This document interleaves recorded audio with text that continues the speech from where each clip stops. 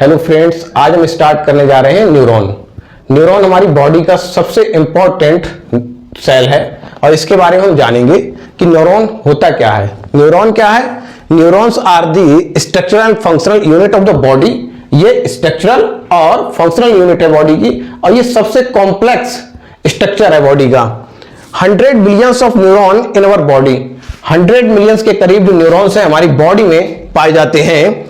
Most of their numbers in the brain, सबसे ज्यादा जो न्यूरॉन होते हैं वो कहां होते हैं नंबर में? ब्रेन में, सबसे ज्यादा ब्रेन में होते हैं। और ये क्या करते हैं? ये जनरेट और ट्रांसमिट करते हैं इंपल्स को। क्या करते हैं? जनरेट और ट्रांसमिट करते हैं इंपल्स को।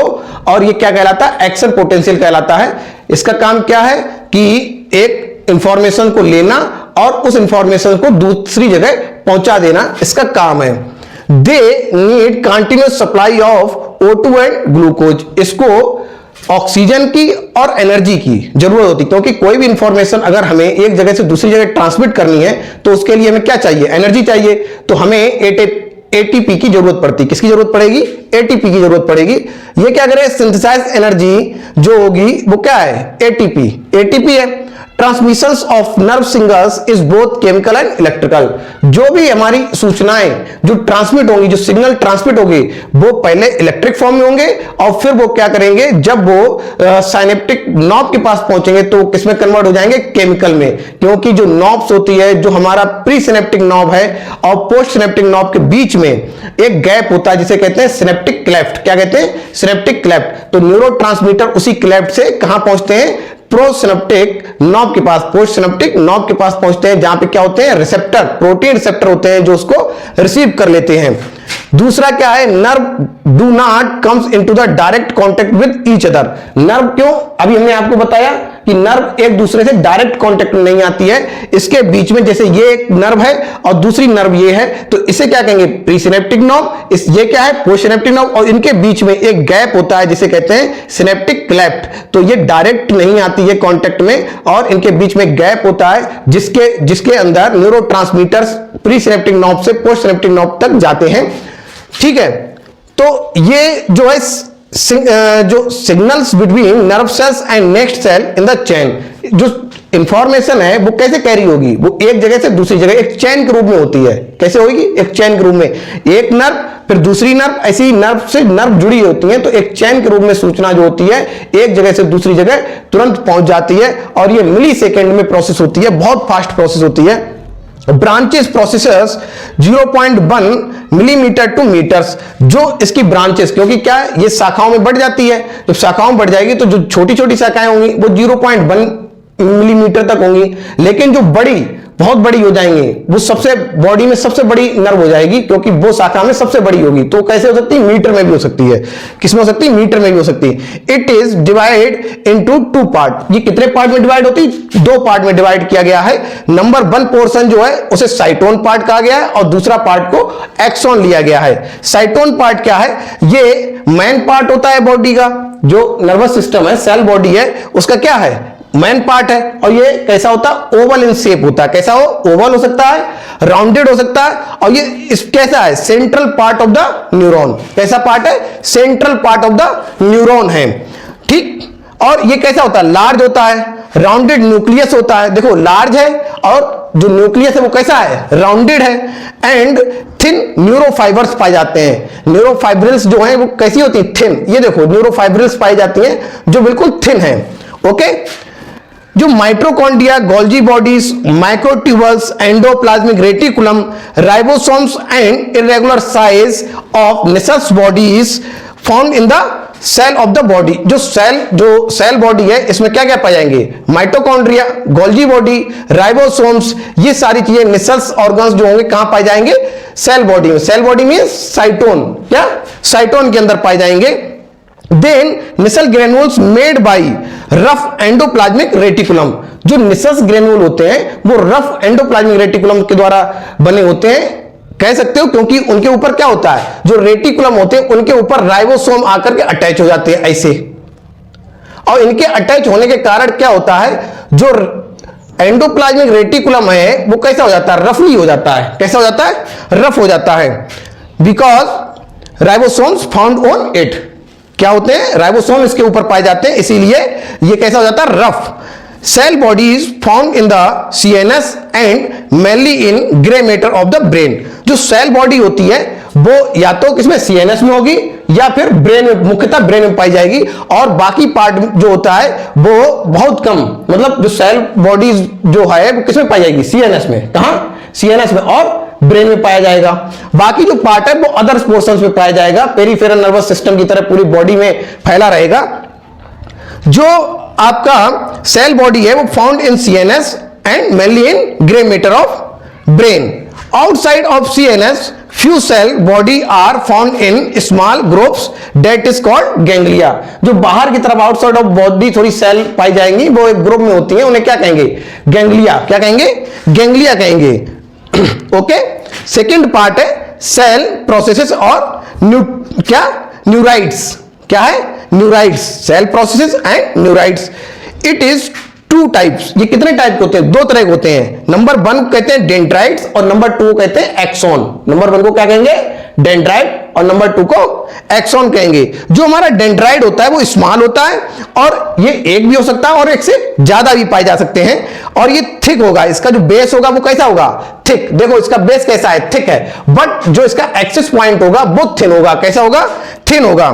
और ये कैसा है, मोर ब्रांचेस है। कैसी ब्रांचेस है, मोर ब्रांचेस है इसके ऊपर। और ये कैसा होगा, मोर ब्रांचेस होंगे और न्यूरोफाइब्रिल्स होंगे, और ये बिल्कुल झाड़ू की तरह लगेगा। देखो कैसा लग रहा है, बुशी लाइक लग रहा है ना, झाड़ू की तरह ये लगेगा, क्योंकि इसमें बहुत सारी शाखाएं निकली होती हैं, इसीलिए ये बुशी लाइक लगता है। और इसमें क्या होंगे, निसल्स ग्रेन्यूल्स होंगे found in the dendrites. Dendrites में क्या पाए जाएंगे, निसल्स ग्रेन्यूल्स पाए जाएंगे। ओके, जो हमारा एक्सॉन पार्ट है, ये portion, this is called axon. जो हमारा एक्सॉन पोर्शन है ये 1 इन नंबर। देखो नंबर में ये कितना होगा, 1 होगा नंबर में। ओके, एंड लार्ज होगा। देख लीजिए ये यहां से यहां तक स्टार्ट हुआ, कैसा है, लार्ज है। कैसा है, लार्ज। इक्वल थिकनेस होगी इसकी, जो मोटाई होगी, ये देखिए ये मोटाई जो है वो इक्वल होगी, एक समान इसकी थिकनेस होगी। ओके, और ये सिलेंड्रिकल होगा। इसकी जो गुलाई होगी वो कैसी होगी, बेलनाकार। कैसी होगी, बेलनाकार, सिलेंड्रिकल होगी। ठीक, और इसकी क्या है, branches are found on independent end. जो ब्रांचेस है वो कहां पाई जाएंगे, इंडिपेंडेंट एंड। देखिए टेलोडेंड्रिया में जब डिवाइड होता है तब इसकी ब्रांचेस, देखो ब्रांचेस में ये कन्वर्ट हो जाता है टेलोडेंड्रिया पर, और ये क्या है, टर्मिनल बटन्स बना लेता है। और टर्मिनल बटन बनाने पे ये क्या होगा, ये क्या है, ये नॉब है। क्या है, नॉब है। और ये किससे अटैच हो जाएंगे, दूसरे एक्सॉन के साथ एक क्या करेंगे, दूसरे एक्सॉन्स को सूचना ट्रांसमिट करेंगी। तो दूसरा एक्सॉन जो होगा वो वहां पर डेंड्राइट्स का, देखो ये डेंड्राइट्स है, ये एक्सॉन है, और किसके साथ ये क्या कर रहा है, ये इसको सूचना ट्रांसमिट करने का काम करेगा। ठीक, जिसे क्या कहेंगे, जिसके एंड पार्ट क्या कहेंगे, टेलोडेंड्रिया। क्या कहेंगे, टेलोडेंड्रिया कहेंगे। और ये कैसा होगा, देखो ये कैसी है, नॉब है। कैसी है, नॉब है, बल्ब लाइक है, बल्ब लाइक। ओके, जो साइटोन है, साइटोन क्या करेगा, जनरेट करेगा। देखो जो साइटोन है वो क्या करता है, इसका काम क्या है, जनरेट करना। क्या करना, जनरेट करना है इंफॉर्मेशंस को, और ये जनरेट करके, और इसका काम क्या है, कैरी करना। कैरी करके इंफॉर्मेशंस को साइटोन से कहां ले जाए, पूरी बॉडी में। जैसे मसल्स है, आपकी ग्लैंड है, वहां तक ये क्या करेगा, इंफॉर्मेशंस को ले जाने का काम करेगा। आइए देखते हैं डायग्राम इसका, देखते हैं ये क्या है। ये जो आपको बिल्कुल बुशी लाइक लग रहे हैं, जो झाड़ू नमा डिजाइन लग रही है, ये क्या है, डेंड्राइट्स हैं। क्या है, डेंड्राइट्स हैं। इसका ये पोर्शंस जिसमें एक द्रव्य भरा रहता है, इसे क्या कहते हैं, साइटोप्लाज्म। क्या कहते हैं, साइटोप्लाज्म कहेंगे। और ये जो है इसे क्या कहेंगे, nucleus. This is a central part of the साइटोन। क्या कहेंगे, न्यूक्लियस कहेंगे। इसमें ये गोल गोल मतलब इरेगुलर साइज की जो पाए जाएंगे, इन्हें क्या कहेंगे, निसल्स ग्रेन्यूल कहेंगे। क्या कहेंगे, निसल्स ग्रेन्यूल्स कहेंगे। और ये जो स्ट्रक्चर्स पाए जाएंगे जिन्हें कहेंगे राइबोसोम्स। क्या कहेंगे, राइबोसोम्स कहेंगे। और ये जो पोर्शन है जो एनर्जी देगा, जो एनर्जी क्रिएट करता है और एनर्जी प्रोवाइड भी कराएगा, इसे कहेंगे माइटोकॉन्ड्रिया। क्या कहेंगे, माइटोकॉन्ड्रिया। ये यहां पर क्या पाए जाएंगे, पूरी गोल्जी बॉडीज पाए जाते हैं। ये क्या है, ये सारी चीजें, ये एंडोप्लाज्मिक रेटिकुलम्स है, एंडोप्लाज्मिक रेटिकुलम। और this portion is called the nucleus of Schwann cell. क्या कहेंगे, न्यूक्लियस ऑफ स्वान सेल कहेंगे। जो न्यूक्लियस ऑफ स्वान सेल है, इसमें क्या होगा, न्यूरोलेमा। ओके, दिस पोर्शन देखो हमने कट करके दिखाया है, ये जो कट पोर्शन है इसे क्या कहेंगे, न्यूरोलेमा कहेंगे। ये जो डॉटेड डॉटेड है इसे क्या कहेंगे, साइटोप्लाज्म भरा होता है, और ये कवर्ड होता है, किसके थ्रू होता है कवर्ड, किसके, माइलिन शीथ से कवर्ड होता है। ओके, जो ये पोर्शन है, ये छोटे छोटे जो महीन बिल्कुल पतले से पाए जाएंगे, इन्हें कहेंगे न्यूरोफाइब्रिल्स। क्या कहेंगे, न्यूरोफाइब्रिल्स कहेंगे। और ये पोर्शन कहेंगे एक्सॉन हिलॉक, एक्सॉन हिलॉक कहेंगे। और ये कैसा होता है, कोन लाइक होता है स्ट्रक्चर, कैसा होता है, कोन लाइक स्ट्रक्चर होता है। जब कभी जो साइटोन में कोई सिंथेसिस होती है, जब सिंथेसिस किसी आइटम की सिंथेसिस हो जाएगी, तो कुछ टाइम तक वो जो इंफॉर्मेशन है, जो आइटम्स जो सिंथेसिस है, वो क्या होगी, स्टोर रहेगी यहां पर। कहां पर, एक्सॉन हिलॉक में थोड़ी देर के लिए वो स्टोर रहती है। This portion is called nucleus of Schwann cell. क्या कहलाएगा, न्यूक्लियस ऑफ स्वान सेल कहलाएगा। जब हम इसको काटते हैं तो दिस इज कॉल्ड न्यूरोलेमा। क्या कहेंगे, न्यूरोलेमा कहेंगे। और जो इसके अंदर फ्लूइड रहेगा इसे साइटोप्लाज्म कहते हैं। और इसके ऊपर जो शीथ, एक कवरिंग है, इसे कहेंगे माइलिन शीथ। क्या कहेंगे, माइलिन शीथ कहेंगे। इनके बीच में जो ज्वाइंट है इसे क्या कहते हैं, नोड ऑफ रेन वायर। ये बीच में जो पाया जाता है, गैप होता है, तो उसे कहेंगे नोड ऑफ रेन वायर कहते हैं। जो इससे जुड़ करके दूसरा बिल्कुल समकोणीय जो निकलता है पार्ट एक्सॉन का, इसे क्या कहते हैं, एक्सॉन कोलेटर कहते हैं, एक्सॉन कोलेटर कहेंगे। जो इसका ये पोर्शन है, ये क्या है, मसल तसल से कोई सूचना है उसको लाना, इसका काम हो जाता है। ये जो पोर्शन है बिल्कुल सिलेंड्रिकल और बिल्कुल एकदम इक्वल पोर्शन, ये डॉटेड डॉटेड डॉटेड डॉटेड जो है, इसे कहते हैं एक्सॉन। क्या कहेंगे, एक्सॉन कहेंगे। और इसमें क्या होता है, अगर हम इसे काटें तो इसके अंदर न्यूरोफाइब्रिल्स भी मिलेंगे, और उससे ऊपर आपको एक्सोप्लाज्म और एक्सोलेमा की लेयर देखने को मिलेगी। जो एक्सॉन पार्ट होता है इसमें माइटोकॉन्ड्रिया और न्यूरोफाइब्रिल्स तो पाए जाते हैं। आप अगर देखना चाहेंगे तो माइटोकॉन्ड्रिया और आपके न्यूरोफाइब्रिल्स मिलेंगे इसमें। लेकिन इसमें आपको क्या नहीं मिलेंगे, गोल्जी बॉडीज नहीं मिलेंगी, राइबोसोम्स नहीं मिलेंगे, और निसल्स बॉडीज नहीं मिलेंगे। ओके, लेकिन इसमें होगा क्या, प्रोटीन सिंथेसिस नहीं होती है, इसमें प्रोटीन सिंथेसिस नहीं होगी। प्रोटीन सिंथेसिस कहाँ होती है, साइटोन पोर्शन में। कहाँ होगी, साइटोन पार्ट में जो प्रोटीन की सिंथेसिस होगी। बट प्रोटीन की सिंथेसिस कहाँ नहीं होगी, एक्सॉन में नहीं होगी। जो इसका ये पोर्शन है ये नीचे जाकर के डिवाइड हो जाता है, क्योंकि जो एक्सॉन होता है नीचे ही डिवाइड होता है। ये बिल्कुल लॉन्ग पोर्शन है, ये लार्ज होता है, बहुत लार्ज होता है, और ये सिंगल ही होता है। जो एक्सॉन होता है वो सिंगल ही होता है। और ये कहाँ ब्रांचेस, इसकी जो ब्रांचेस हैं वो डिवाइड हो जाता है ब्रांचों में। तो इन ब्रांचों को क्या कहते हैं, इन्हें कहेंगे टेलोडेंड्रिया। क्या कहेंगे, टेलोडेंड्रिया कहेंगे, या एक्सॉन टर्मिनल कहेंगे। और इनमें जो बल्ब होते हैं, ये बल्ब, इन्हें क्या कहते हैं, साइनेप्टिक एंड बल्ब कहते हैं। क्या कहते हैं, साइनेप्टिक एंड बल्ब कहते हैं। और इन्हीं बल्ब से दूसरा एक्सॉन जो होता है वो कांटेक्ट में रहता है, दूसरा एक्सॉन इसी के कांटेक्ट में रहेगा। देखो ये इसके डेंड्राइट्स है सेकंड वाले के, और ये इसका एक्सॉन पार्ट है। तो जो सूचनाएं होंगी, जैसे किसी ने आपको टच किया, जैसे आपको टच किया तो होगा क्या, इंफॉर्मेशन आ जाएगी, कहाँ आएगी, डेंड्राइट्स में।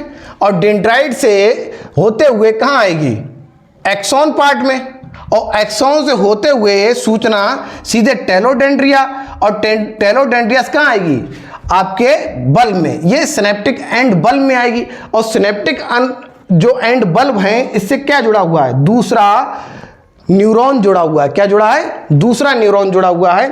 और सूचना जो होगी उसी में पहुंच जाएगी। जैसे देखिए ये जो है, ये एक सिनेप्टिक बल्ब है, सिर्फ एक है।